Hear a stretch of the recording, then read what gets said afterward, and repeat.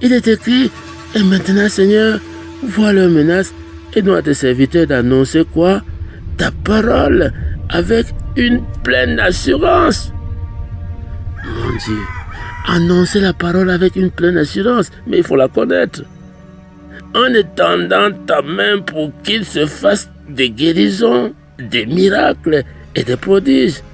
Par le nom de ton saint serviteur Jésus, quand ils eurent prié, le lieu où ils étaient assemblés trembla. Ils furent tous remplis du Saint-Esprit et ils annonçaient la parole de Dieu. Avec quoi? Crainte? Non! Ils annonçaient la parole de Dieu. Avec quoi? Doute? Non! Ils annonçaient quoi? La parole de Dieu avec assurance. Il faut la connaître pour l'annoncer avec assurance. Voilà comment nous pouvons réclamer les promesses de Dieu.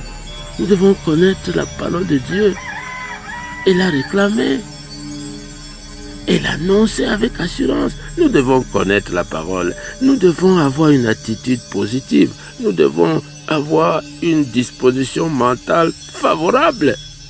Les pressions ne devraient pas nous atteindre. Nous sommes capables de le faire. Vous comprenez? C'est disponible. Allons maintenant en Jean. Prenez vos Bibles. Je sais que vous avez la Bible à côté de vous. Allons maintenant en Jean 12. Moi j'ai la mienne. Vous devez avoir la vôtre. Nous parlons de la connaissance de la parole. C'est il est écrit. Jean 12. Nous allons lire à partir du verset 27, où il est écrit, maintenant, mon âme est troublée. Et que dirais-je? Père, délivre-moi de cette heure. Mais c'est pour cela que je suis venu jusqu'à cette heure. Père, verset 28, glorifie ton nom. Et une voix vint du ciel. Je l'ai glorifié et je le glorifierai encore. Voilà la connaissance de la parole de Dieu qui agit. Jésus parle de sa mort prochaine. Verset 31. Maintenant a lieu le jugement de ce monde. Maintenant le prince de ce monde sera jeté où? Dehors. Jésus-Christ l'a dit. Il sera jeté dehors. Vous voyez, c'est la parole. La parole est toujours quoi? La parole. C'est ça, il faut la connaître. Nous pouvons être troublés. Jésus s'est discipliné. Même quand nous sommes troublés, nous devons être comment? Disciplinés pour que notre prière soit efficace. Allons en 1 Samuel 1, lisons à partir du verset 1 jusqu'au verset 7.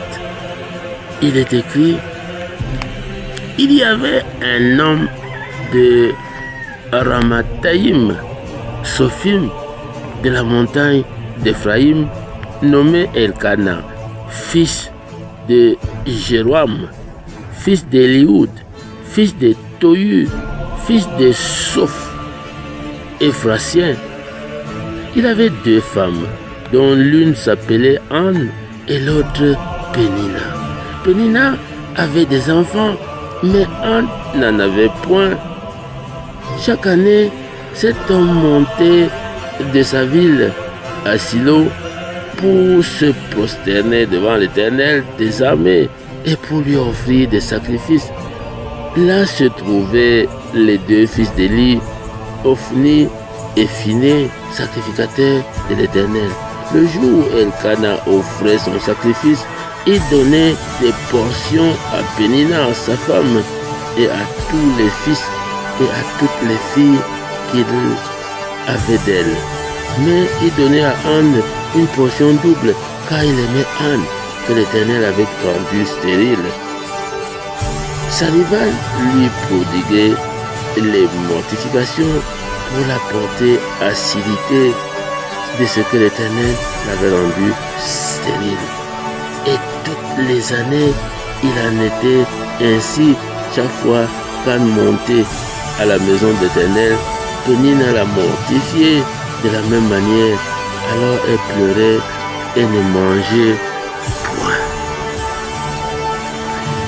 Maintenant, allons en 1 Samuel 10. Nous avons fini 1 Samuel 1. Nous allons maintenant en 1 Samuel 10. Et nous allons lire à partir du verset 13 et 20. Le verset 13 dit: lorsqu'il eut fini de prophétiser, il se rendit au haut lieu. C'est le verset 13. Le verset 20 maintenant nous dit: Samuel fit approcher toutes les tribus d'Israël et la tribu de Benjamin fut désignée. Elle a été exaucée. Elle a été exaucée. Nous pouvons continuer. David s'est troublé. Même David s'est troublé. Comme Jésus s'était troublé. Mais il revient toujours. Lorsque nous tombons, nous devons nous relever. Et nous arrivons en Éphésiens. Allons en Éphésiens, s'il vous plaît. Éphésiens 6. Et nous allons lire le verset 18. Il est écrit, Éphésiens 6, verset 18, il est écrit: faites en tout temps par l'Esprit toutes sortes de prières et de supplications. Veillez à cela avec une entière persévérance et priez pour tous les saints. Ici, supplication veut dire prière d'engagement et aller droit au but. Prière chargée de croyance. C'est ce que ça dit. Parce que Dieu n'est pas injuste. Hébreux 6, verset 10 le dit. Voyez, et Proverbe 13, verset 17 dit: mais un messager fidèle apporte quoi? La guérison. C'est un messager fidèle qui apporte la guérison. Et 2 Timothée 2, verset 15 dit: efforce-toi de te présenter devant Dieu. 2 Corinthiens 5, verset 17, si quelqu'un est en Christ, c'est la communion. C'est nous qui devons accéder à la fidélité dans la proclamation de la parole. Mais il faut la connaître.